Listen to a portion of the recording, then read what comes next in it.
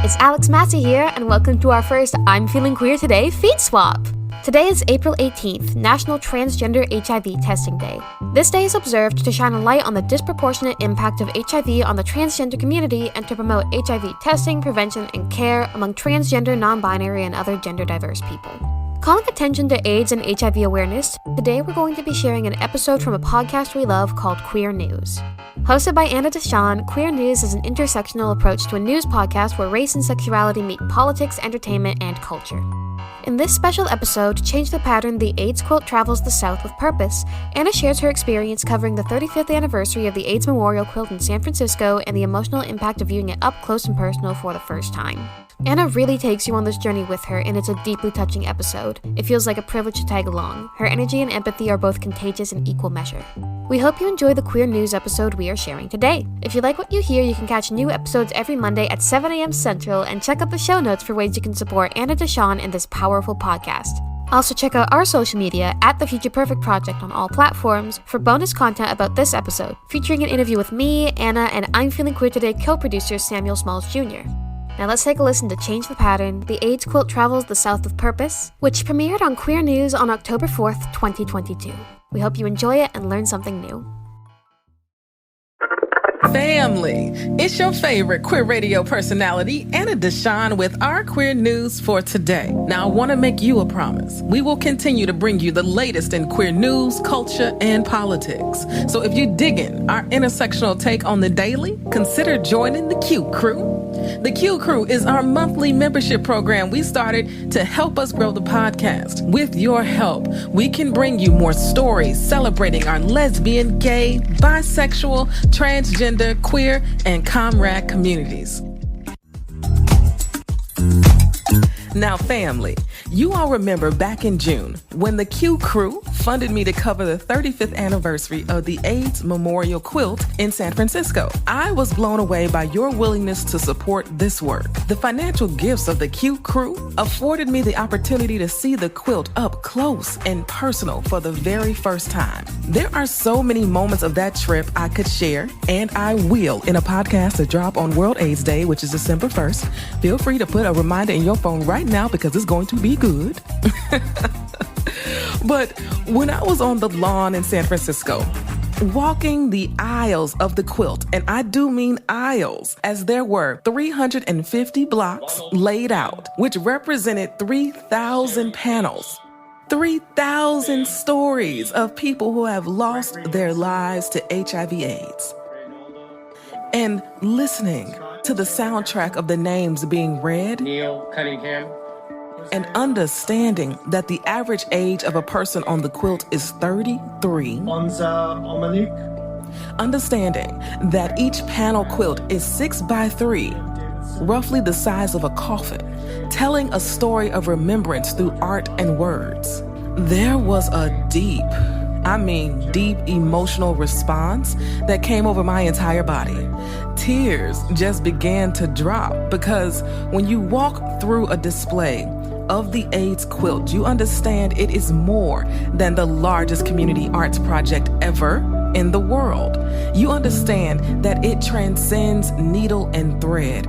As the manager of the Call My Name project, Jada Harris likes to say, there is quilt magic.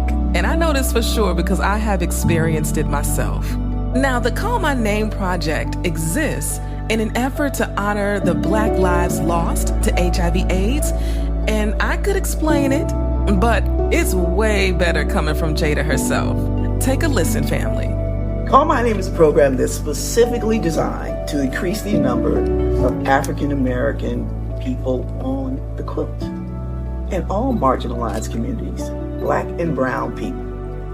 Now, you put the quilt end to end, it's 56.3 miles.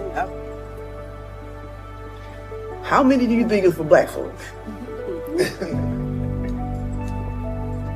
Less than a mile.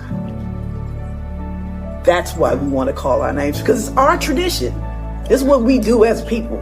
We call the names of our dead because we know that they are also living in the spirit world, right? That's what we do. We call the names, and what do we do in our communities? We quilt. That's right. We pour libations. We have altars. We honor our ancestors. We quilt. The Call My Name project was the magnet that drew me to cover the quilt display in San Francisco. And now, through funding from Gilead Sciences, the quilt is going on tour in the South. This tour is called Change the Pattern, and it kicked off in Jackson, Mississippi at the Mississippi Civil Rights Museum.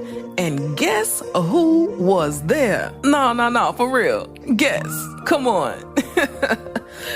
Fresh off her first Emmy win, the Cheryl Lee Ralph was in the building. And I got to meet the legend too. She was very sweet. Now, Cheryl Lee has been an advocate for HIV/AIDS for over 30 years with her organization, the Divas Foundation. She walked to the mic with her very own panel she curated behind her, and she did this. I am an endangered species, but I sing no victim song. I am a woman, I am an artist, and I know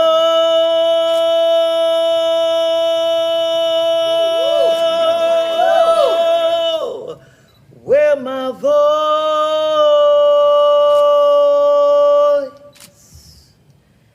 belongs. Ooh, can we talk about the chills and the energy in that space?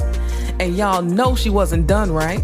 We're just gonna let Cheryl Lee Ralph preach a little bit. Take a listen. You see, what you all don't realize is 33 years ago, when I started talking this talk and walking this walk, people told me I was stupid. They told me I was stupid. They told me to shut up.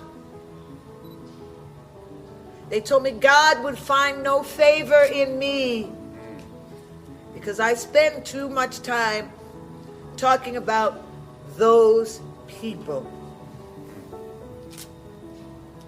And a little church girl in me said, who are those people?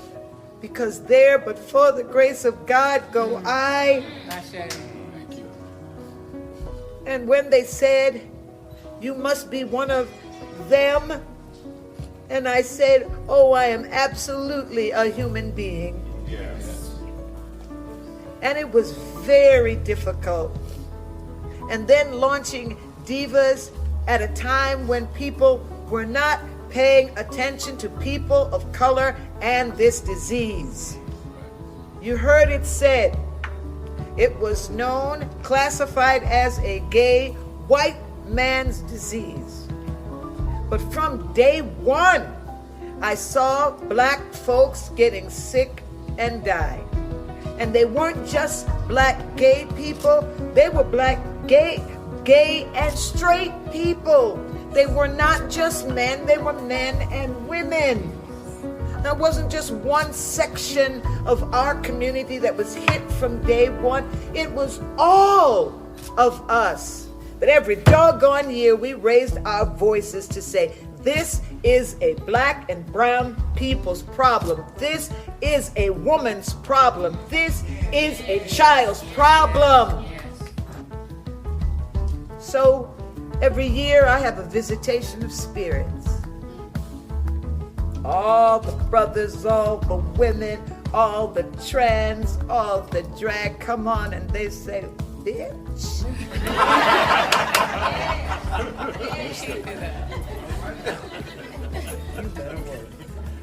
You better work. Now, I told y'all she was preaching, right? Okay. Now, I want y'all to know that the quilt wasn't just on display in the Mississippi Civil Rights Museum. It could be seen throughout Jackson as well at the Jackson Medical Mall, Jackson State University Student Center, Craftsman's Guild, the Jackson Welcome Center, and the Capitol Pride celebrations. Also, let me note that Jackson wasn't the only city in Mississippi where folks could go see the quilt. It was also in Hattiesburg and Greenville. of course, making it the largest display of the quilt in Mississippi history. Now, you may be asking, why Mississippi? Why the South? So a couple little known facts that I want to share with you, okay? The South comprises 38% of the U.S. population, but get this, it represents over half, yes, over half at 52% of all new HIV diagnoses. Now let me drop another one on you. Out of the 17 states defined as being in the South by the U.S. Census, 13 of them have HIV-specific criminal laws or statutes on the books. And 11 of them have actually prosecuted people for living with HIV. HIV criminalization is still very real. Family, I'm sharing these stats because you need to know. I didn't know. We all need to know that we still have a long way to go before we see zero new infections. Because how did we get from San Francisco in 1981 to the South in 2022? How did we get here? Now, I'm going to dig into that more during that podcast I was telling you about, the one dropping on World AIDS Day, December 1st. The one you've put a reminder in your phone already to listen to, that one. I'm digging into these very questions with thought leaders from around the country and specifically in the South. So you got that reminder, right? Okay. The week-long celebration of Change the Pattern was powerful. It was even lamented with a Jackson proclamation that September 28th through October 4th is Change the Pattern Week. The people doing this work, family, I've met them. They are doing God's work, divine work. They are warriors. And I can't wait to tell more of their stories. Honestly, I can't wait for you to hear their stories. The executive director of the Southern AIDS Coalition, Dafina Ward, who is the truth, period, with a T, period, said, we can't just talk about HIV to end HIV. That was so incredibly profound to me because we have to change the pattern in all facets that affect Black life. We have to change all the patterns. Y'all know I always end the podcast with a word, and I could have ended it with Dafina's word because that was enough, okay?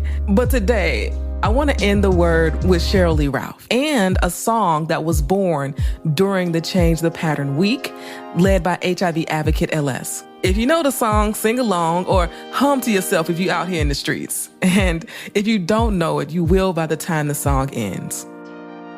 Till next time, family. Peace.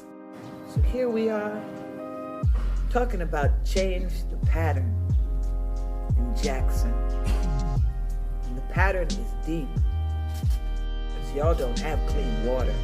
It was okay when Black folks were dropping dead of this disease. It was so okay they didn't want to talk about it.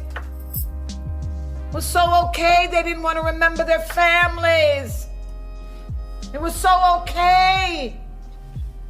Was so accepted. Change the pattern. Change the way we think. Change the way we love ourselves. Ready to change the pattern. Oh, I woke up this morning with my mind.